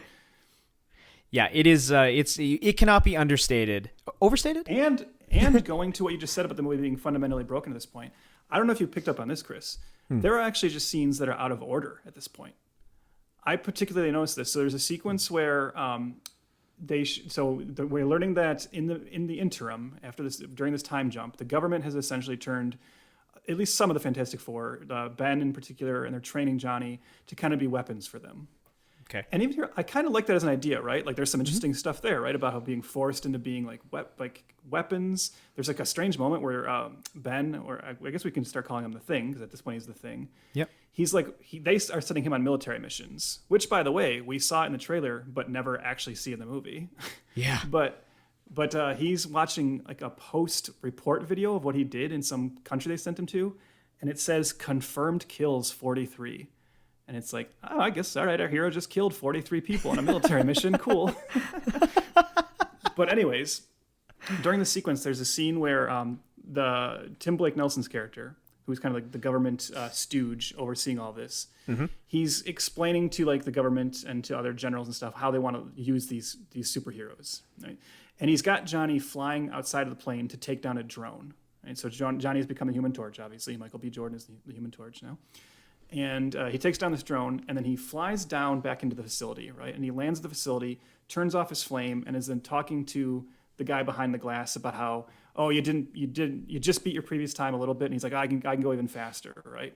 Mm-hmm. Then he goes to where Sue is, or no, sorry. Then you cut to like some other brief scene, and then you cut back, and Sue is now standing there at that place where this guy's behind the glass. And she's kind of testing her powers. You know, she's floating with the kind of force field bubbles she can cause. And Johnny walks up and talks to her. And then she walks off, and he gets in place and gets ready for that test that we just saw. And I'm like, oh no. Like, you could just tell, like, they put those scenes out of order for some bizarre reason. Oh, it's wow. so weird. Yeah. Yeah, it's a mishmash. Mishmash? I fucked this up a long time ago. It's a Frankenstein's monster of a film that also only takes place in labs and corridors. Mm-hmm. There's nothing really else. It's very bizarre. Except the other dimension, which is like not visually appealing or engaging at all. No, right? In the slightest. No. And that's where and it's one thing to have like the disaster that creates the Fantastic Four in that place, because it's like, okay, whatever. But to return to it for the finale, it's kind of like, oh, great. Because it just is like this boring, oh, look, it's another world that's all rocks. And again, like the thing about just being in quarters and stuff, that would be okay if you were making that dark movie about like the horror of this, right? Yeah. But they, with that 1 year cut, and as we know, this is where they asked Kinberg to kind of step in and kind of, as you said, that he was like writing a new ending while they're making the movie and everything. This is where they decided to turn it into a superhero film. Mm-hmm. And once they did that, they, like you said, they needed to take it out of that facility and show us them being superheroes. Yeah. Which we just don't get. No. Boy, when Victor, when they go back to the dimension and Victor comes back as Dr. Doom, I clocked it. I turned on the timer. When Victor shows back up as Dr. Doom, there's only, let's see, I wrote this down, only 26 minutes left in the movie. Come on. Yeah. You tell me you're only going to have Dr. Doom, the most iconic, one of the most, if not the most iconic Marvel villains of all time. He's just there for the final 26 minutes. It's funny you wrote that timestamp down, like, and I alluded to it before, but when they go back there and actually start to like punch him, they're on. It's the final 15 minutes of the film. Mm-hmm. That's it. That's the first time all four of our heroes are on screen in the same shot with costumes on. It's 15 minutes left in the movie. Well, because all Doom does in this, right, is they send some like soldiers and people over into the dimension. They find Victor, who they had left behind, thought he was dead. A year ago. They find him. He collapses. They pick him up. They bring him into the pod. He wakes up in the facility, just starts murdering people, walks back to the machine, gets in it, and goes back to that dimension. They follow him and fight. That's it. That's the end of the movie. Like nothing else. It's like, come on, what? Like why? First of all, there's like no reaction to him being alive. They don't ask him questions like, how was he eating anything? How does he shit? How does Dr. Poop, like how does he release his bowels? Why does he look like a crash test dummy? Why is it so bad? And what's his plan? It's also funny to me when they go back to, or when they're seeing the video of him being pulled back, like, you know, him being rescued. Reed's like, it looks so much different than when we were there. It looks the same. It looks the same. Like, if this guy's been around for a year in there and he's developed powers, and why didn't he like build like things? Why didn't he make like you know how like the end of Inception, they go back to the level, the bottom level, and it shows like Cobb and his wife like built things. Like, how much cooler would that have been? That's so funny because I wrote that line down too, and I think when they, as you said, when they show the footage and Reed goes, "Oh, it looks different than last time we were there," and they ask him how, he goes, "I don't know, it just looks different." I wrote that down because I said, this is from a previous draft. Because I feel like initially, I bet you it's exactly what you said, that Victor had done something there where he like built some kind of civilization or something. And at some point they're just like, nah, like we don't have the time for that. Right. Instead he's just like roaming the deserts, like with a hood on. Mm-hmm. Like what's his point? What is he doing? And also, whereas... And partly this just becomes like, we all know the Fantastic Four's powers, right? Yeah, I mean, they're like they're whatever you think of them, they are one of the most iconic superhero teams of all time. Yeah, but don't ever call them their superhero names though. No, of course never do that. Never ever say the Human Torch, or Mr. Fantastic, or the Thing, or the Invisible Woman. Yeah, well, unfortunately that's like a holdover of like a lot of comic book movies. I know, I hate it. I hate it so much. Yeah, but also like their powers are made clear in the film. Right, like we at least get like everything is like told us like what they are. Dr. Doom, or sorry, just Doom. It's not even Dr. Doom in this; it's just Doom. Yeah. But like, what can he do? Okay, he can blow up people's heads. Why? Is he telekinetic? I don't know, because he doesn't really move anything else. He blows up people's heads. What are his powers? It's not defined at all. No. As you said, there's no explanation given to why he looks like that. I think they're trying to insinuate that that's like the suit like burned to him now, but that's not really what it looks like. Nope. Because it's like, there's just, why would it form perfectly to his head in that shape? He looks like a charcoal crash test dummy. Yeah, it's a boring design. That's what sucks too. Like the design in the Tim Story films are better. Oh yeah, isn't that crazy? Like who would ever thunk? Like the best looking Dr. Doom is in the Roger Corman movie. What the hell's going on? Yeah, yeah, you're right. You're right. Mm-hmm. This one's atrocious. It's really bad. Yeah, really. Although bad. I will say the only moment in the second half where for about 40 seconds, the movie gains some momentum again, and it's kind of cool, is I do like the part where Doom is just walking through the hallways blowing up people's heads. Well, and this is our score horror moment right here. Marco Beltrami does the score for this film. You'll recognize his scores from Scream, Blade 2, iRobot, Logan, and The Quiet Place. I actually quite like Marco Beltrami. His Logan score is great. I have that on vinyl. Oh, so good. Yeah, same here. The Logan score is phenomenal. But there's this piece of music that you're listening to right now that plays over, like Trev described. Dr. Doom wakes up, it breaks out of his like little hospital bed, and just walks down the corridors, blowing people's heads up. It's scary. It is scary. It's cool. That's like the one more in the film where you're like, oh, this is the guy that made Chronicle, right? Yeah. Like, yes. It's like, yeah. And it's really cool. I actually like that scene quite a bit. It gets your heart racing. Again, the music is awesome, but it has no place in this film. So it just feels just out. That's the thing. Of it. You cut from a scary sequence with this guy with undefined powers walking through a military installation, just murdering people with his mind, and 3 or 4 minutes later, you are in a goofy another dimension with these goofy superheroes fighting him with their stretchy powers and their flames. Right? It's like you can't. Yeah. You have to commit to one of those or the other. You can't. Yep. You can't just awkwardly jam those up next to each other. Yeah.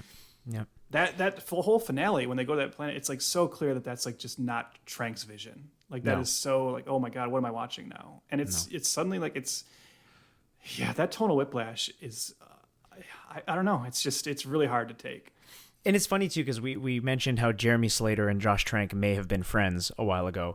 So Jeremy Slater had like originally started writing this film. Apparently he did like 80 drafts. Or no, sorry, 80. Sorry, I meant 18. What was it? You know what? It was a lot. I like the idea of there being 80 drafts of this film, and it looks like they took a little bit from each of them. one page of each to make a 90-minute movie. Yeah, no, he did the original drafts of it, and he was very much in the vein of making it like the Avengers. As we said before, this is post-Avengers. When we live in a post-Avengers world, well, you're gonna have goofy, fun, humorous, action-packed team-ups. So his draft was very much like that. Galactus was involved. Doom was kind of almost like a makeshift Silver Surfer in a weird way, which was kind of cool. So Galactus had Doom or Dr. Doom go around and kind of, do what Silver Surfer does, like mark planets for consumption. So that's kind of an interesting thing. But then Josh Trank realized this, and he's quoted, "Just fucking hated every second of it." And he actually went, he what did he do here? He purposefully decreased any creative choice that Jeremy Slater had in preventing him from meetings without his permission, and he limited notes he got from the studio. So he kind of, Josh Trank became kind of a liaison between the studio and Jeremy Slater, and basically Jeremy Slater left 6 months in. And I don't think they speak anymore, if I was to guess. But is this a jumping off part? Can we talk about Josh Trank now? Because this is just a glimpse into what had happened. Let's just put a button in it and save it, just because I want to end with Josh Trank. Okay, fair enough. Let's talk about performances. Oh, okay. Because I know you don't like them. Yeah, they're boring. They are, but I will say I don't know if I think they're all as bad as you do. So let's kind of just go. Let's go through the batch here. Sure. Who would you say? Is there anyone you do think is okay? Who's the standout here? Because I have my thoughts on this. Ooh, that's interesting, because there's glimmers of it with Miles Teller. Yeah, I do. I think he's actually, especially in that first half I was talking about, where I think he's actually a pretty likable, like, young Reed. Yes, and usually, I mean, I don't believe this, but especially if he's listening. But a lot of people like to say that Miles Teller has a punchable face. He does. He does. Okay, he does. Not him, and like, if the only person with a more punchable face in Hollywood is Colin Jost, but those two, man, come on. Colin Jost got ScarJo, so I mean, yeah. So he's actually quite good in it. Michael B. Jordan is good in it as well. Mm-hmm. I think those two are kind of equal. But naturally charismatic, right? Nothing there for character wise, right? But it's Michael B. Jordan. Yeah, for sure. Obviously, we're in agreement there. Who's the worst? Okay, I know that you think. Do you want to say your thing about? Yes, yes, I do. Yes, I do. We reviewed or talked about a little film from 2010 called A Nightmare on Elm Street. And Kate Mara has a sister. Her name is Rooney Mara. And these two Mara sisters, how do they get work? They are so fucking boring. And they just always seem like they don't want to be there. Is that just me?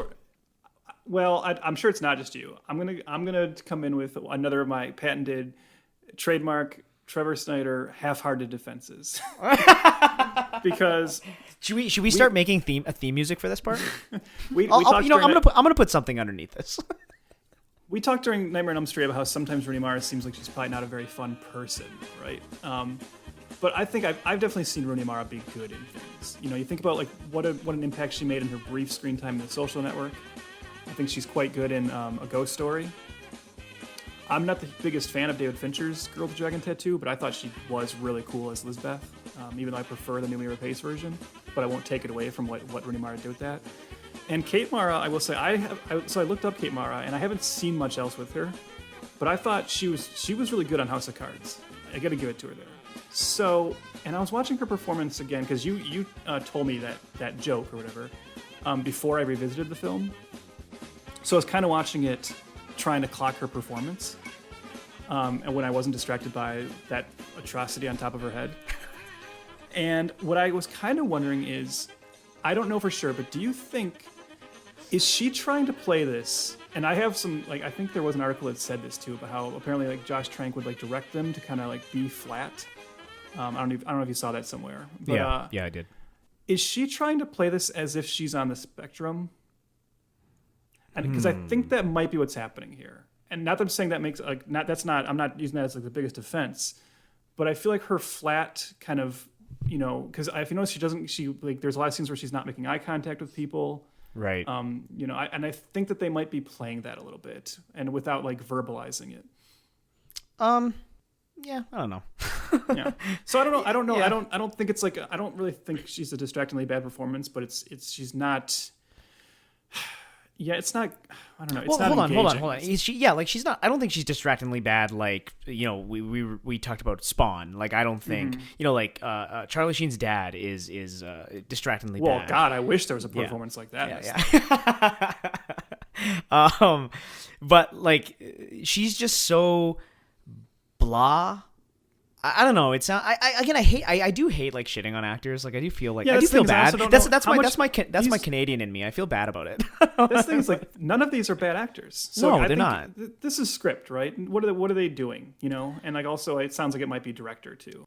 In 2020, Kate Mara talked about her experience in this film, and it says she admitted her experience working on the film was quote horrible. While she did not go into great detail, she implied that much of her discomfort came from questionable directions. And she stated, quote, "I think that speaking up is something that I think we all probably learn over and over again. I don't regret doing it at all, but I do regret not having stood up for myself. I regret that for sure." Yeah. So, it sounds like she didn't have a very pleasant experience. That might be filtering into the performance we see, too. The fact that whenever you come back to the reshoots and everyone just doesn't care, you just know that's because they're like, oh, God, I got to go back and fucking add more to this movie. Yeah. What do you think of Jamie Bell? I think Jamie Bell is non-existent. Yeah. But what about like early, in the brief glimpses you see of him and like early moments, like when he's with Reed at the science fair, stuff like that, what do you think of him? I feel like I could have done that performance. like that's how I feel. Like he's a non-entity in the whole movie. He chews gum pretty well. He only chews gum. I don't really get it. If anybody I feel bad for, I feel bad for him.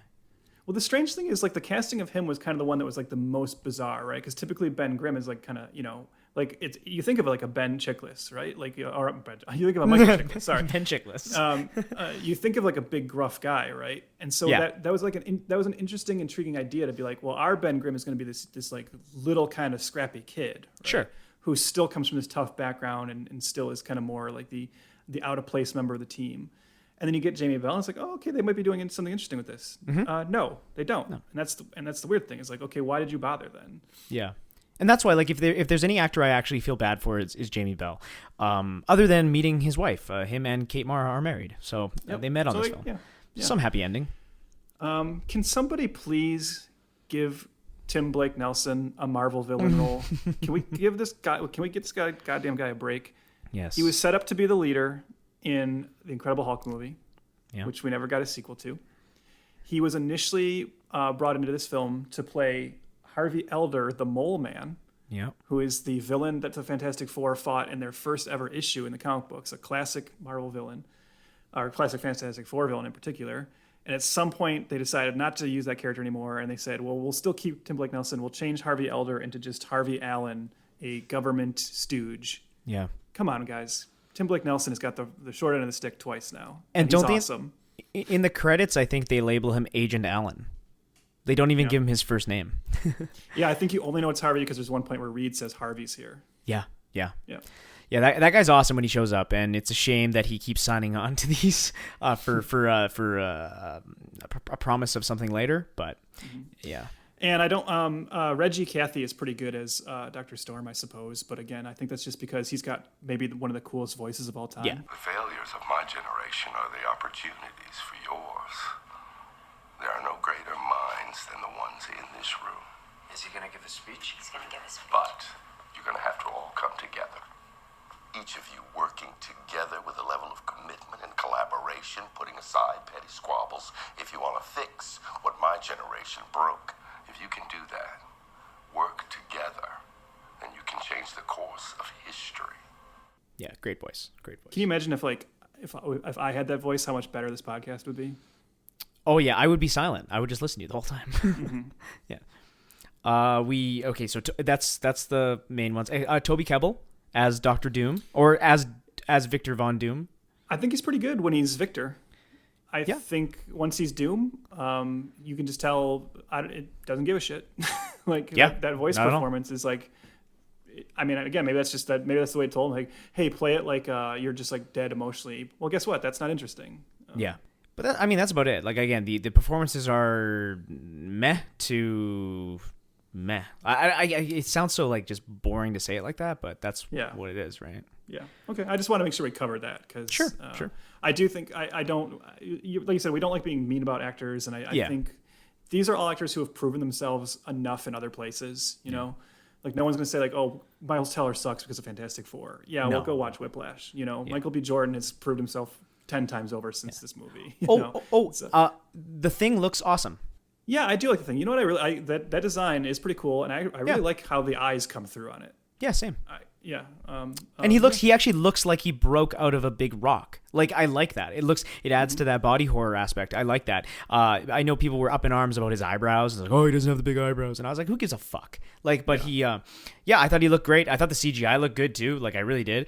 It's a shame we didn't get those 3 action scenes with him.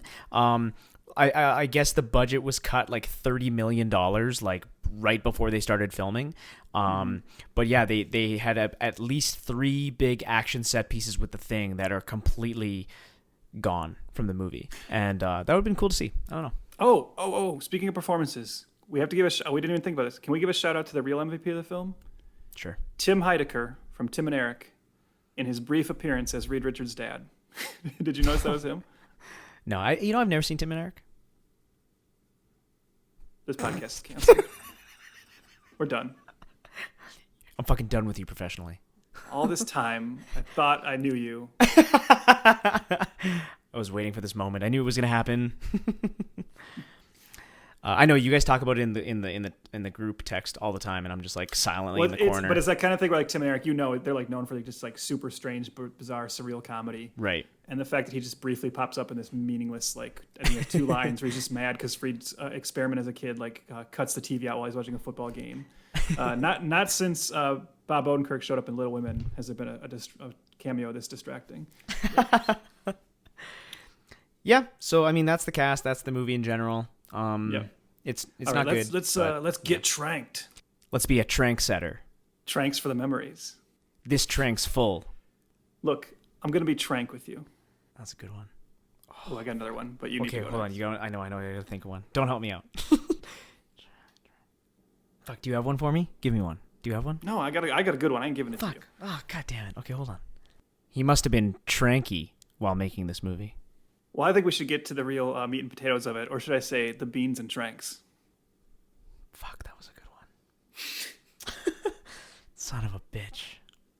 I could really go for a Trankfurter right now. You know what? This movie was pretty naughty, so I think it deserves a good tranking. Do we need more? I don't... No, we're good. Okay. Okay. Listeners, we've been sitting here for 25 minutes. The magic of editing. All right. Okay, let's get into it. Josh Trank, the man, the myth, the legend, the director that most people will not want to hire. Mm-hmm. Why is house that? Guest. The terrible, the worst house guest ever. He should make that movie. Where do you want to start? Well, okay. So first of all, before we talk about him in particular, I'm going to echo what I said earlier, and I want to see. Do you just agree with this general statement, though? There's no one bad guy in the story of this film, because I think it's easy to lay all the blame on Trank here, and we're about to talk about some of those issues with him. But as I said, I do really think this is ultimately a problem with, they bought his vision. And I think he's this young director who had just done Chronicle, right? And suddenly he gets put in charge of this gigantic property. And then they kind of instantly, I don't want to say turn on him, but they instantly show that they don't have faith in him. And they instantly kind of, put Kinberg there. They kind of right away kind of start stepping on his vision. I think some of what happens is probably the natural byproduct of that. So I think this is really a problem. This whole kind of trend in Hollywood to pluck these like young independent directors, somewhat out of obscurity, and put them in charge of like big gigantic movies. Sometimes it works, and then sometimes you see things like what happens here, right? And I think it would have been. I think the more natural progression. I've seen people say this is that maybe he should have done like a $20 million or $30 million movie next after Chronicle, right? And like worked his way up to this. But the problem is Fox told him, yeah, we like this vision, and then they cut his feet out from under him during the making of the movie. And I think everybody's to blame on this one. Now, that said, well, go ahead. Well, I just wasn't listening because, thankfully, we never got a sequel. Okay. Okay. Okay, go on. Keep going. I was listening. But that's what I just want to preface it all by saying that I don't blame this movie on Trank. And as I said, I do think ultimately I wish he could have made his movie. Like no matter what we're about to say, I do think it's unfair what happened to him on this one to a certain degree. To a very small degree. But you do wonder, right? Like even if what his movie would have been, right? Even if it wasn't good, I it would don't have probably been more interesting than what we got. Sure, but he doesn't seem capable of ever completing that vision of that movie. Think of it this way, Trev. If you ran an organization and you have an employee that did half the stuff that this fucking guy did, come on.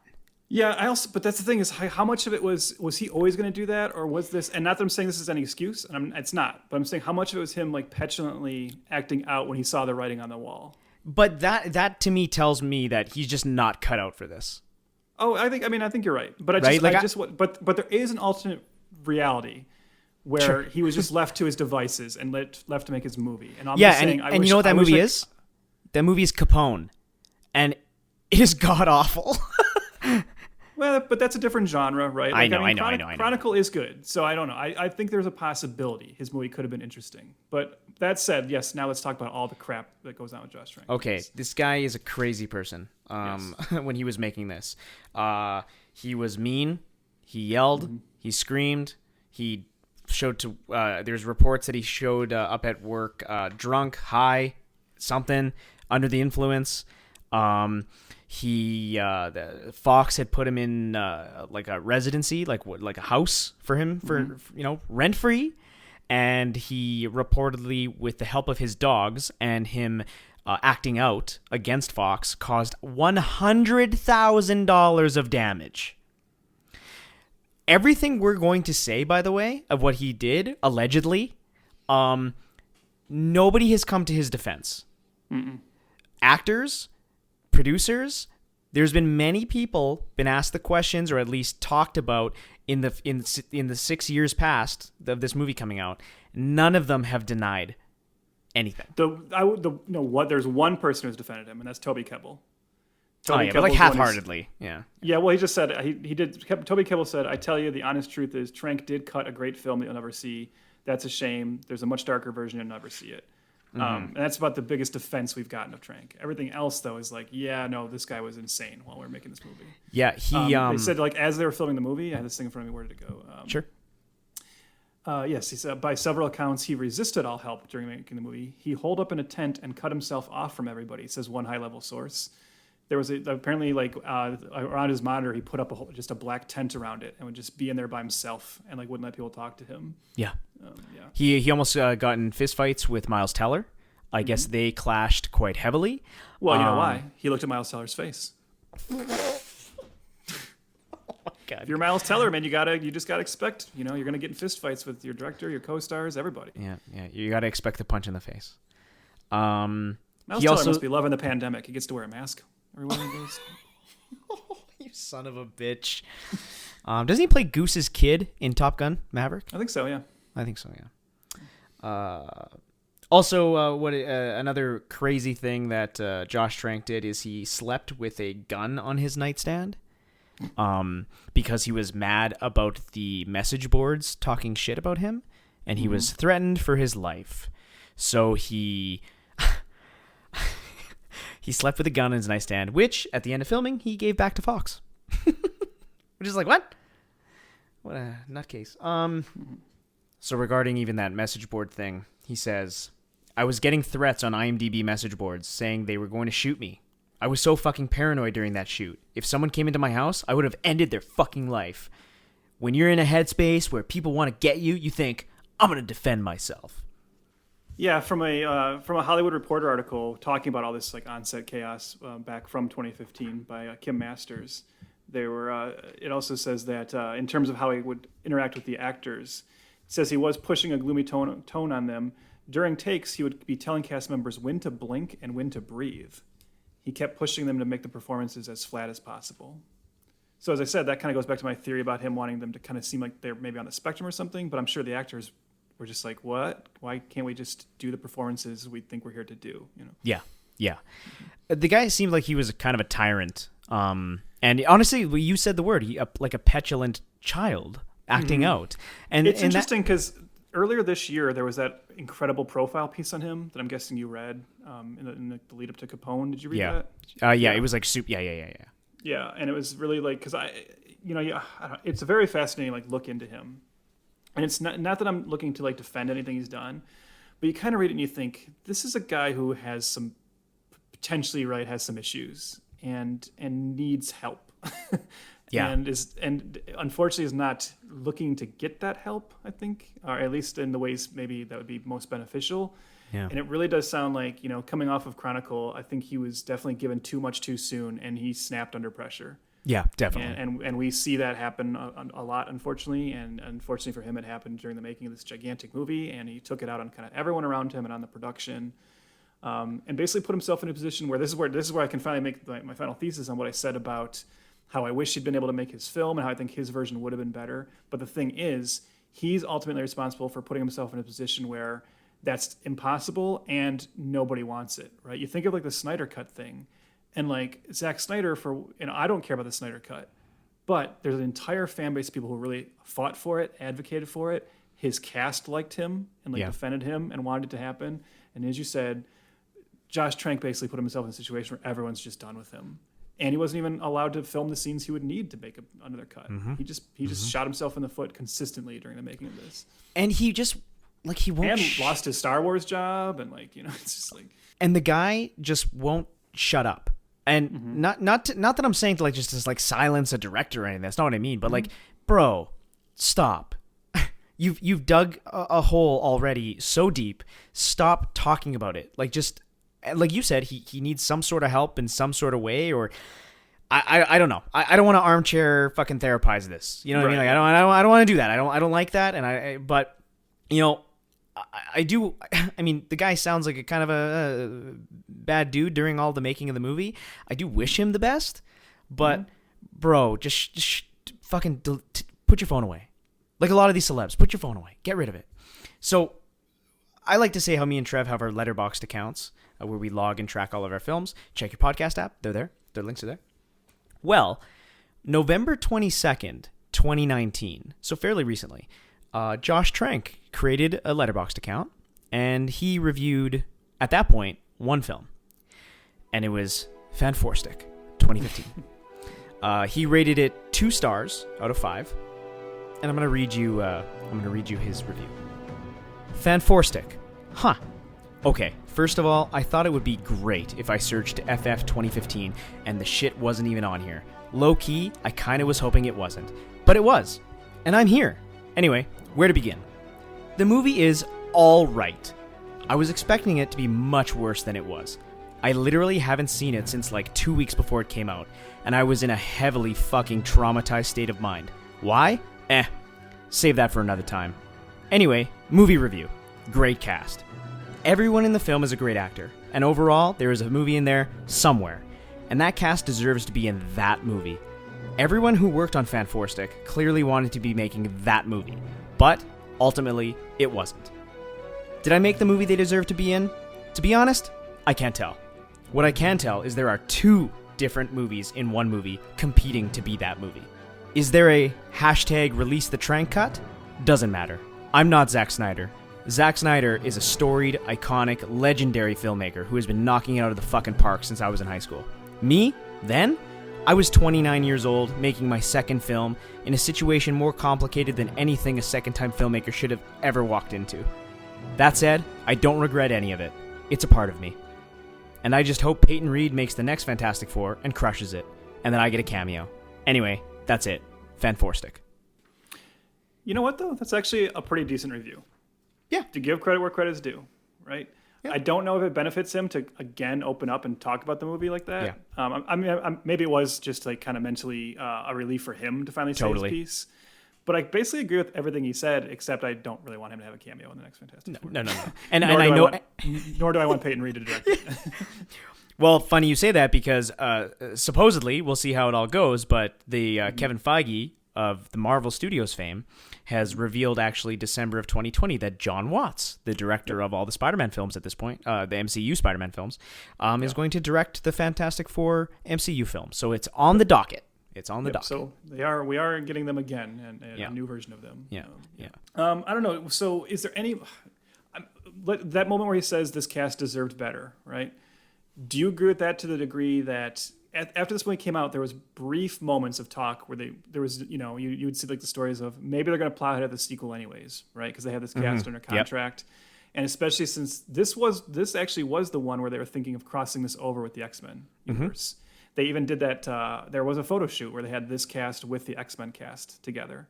Is there any part of you that thinks you would have liked to seen this cast get to do a Trankless sequel and get another shot at it? Or do you think this movie is so toxic you just can't even pull that off? Yeah, I don't think you could pull it off. Yeah, I agree. I think, unfortunately, people wouldn't accept them, giving them another go because, as we said, even though I don't have a big issue with the first half, the second half is so bad, and that's what you walk away from. Yeah. That it just torpedoes the movie. Yeah, it's no, I don't think it could have worked out. We were at San Diego Comic-Con together when that reunion happened, or were we? I was at Comic-Con when they brought everybody out from the Fox universe. Were we there in that same year? I don't think so. Oh, okay. That really blew up in Fox's face. Yeah, and that's too bad because they put a lot of work into fudging that 20th Century Fox logo at the beginning to have the F hang around for an extra half second, like they do with the X's in the X-Men movies. Did you notice that? I didn't even notice that. Yep.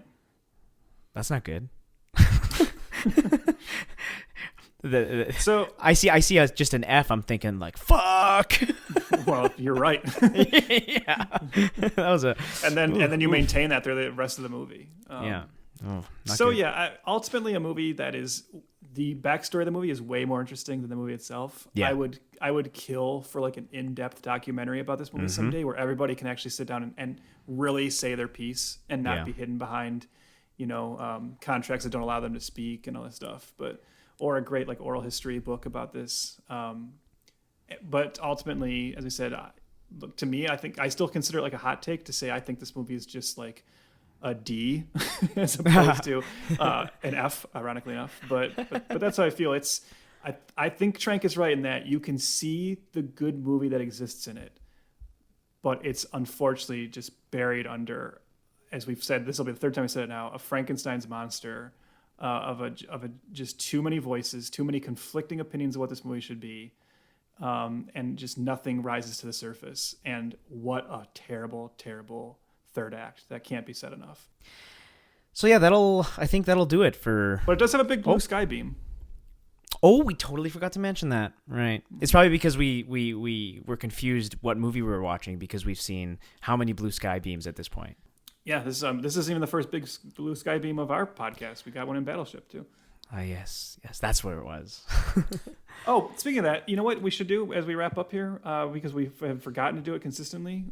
We haven't talked about, does this movie pass the Dread test? Back when we did Dread, I said that every movie from now on we will do the Dread test to see if it's as good as Dread, which to me is still the best movie we've looked at. Yeah. So actually, let's do a little housekeeping there. Let's just go back and cover the ones we've forgotten about.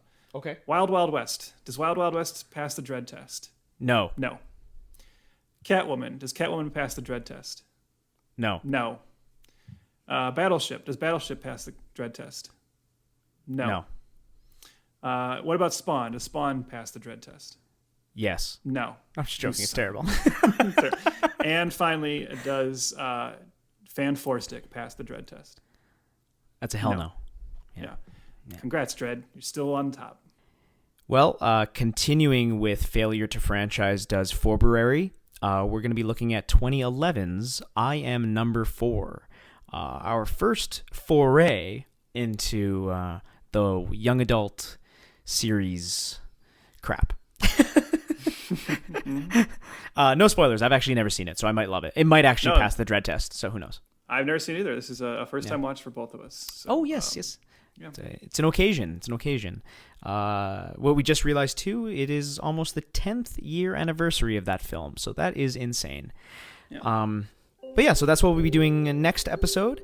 If you liked listening to this, we're on Twitter and Instagram and all that at F2FPod. That's F2, the number 2 FPod. Like us there, like us everywhere. Also, if you like this and you maybe throw us a little rating or review. Rate, review, whatever you do. Tell your friends. And then join the tribe and hit that subscribe. We would love to have you along for our plunge into the darkness of bad cinema. Actually, no, because we got Dread. So, whatever. Dread 3D. We got a couple good ones. It can't all be bad, right? Please tell me it can't right? keep being all bad. Give me something to live for here. Chris, things have gotten so bad that I had to find myself getting somewhat entertained by the first half of Fant4stic. What has become of my life? Thanks for listening. See you next time. Which reminds me, I think that the 4 of us should have a name. Why would we need a name? Because we're a team now, and there's 4 of us, so we should come up with a name for it. Like the Human Torch and the Torchettes. Ugh. No. Kidding me? How about the big brain and its neurons? How about the big brain and her neurons? How about 2 guys, a girl, and the thing that nobody wanted? Hey, we both know that you could take him.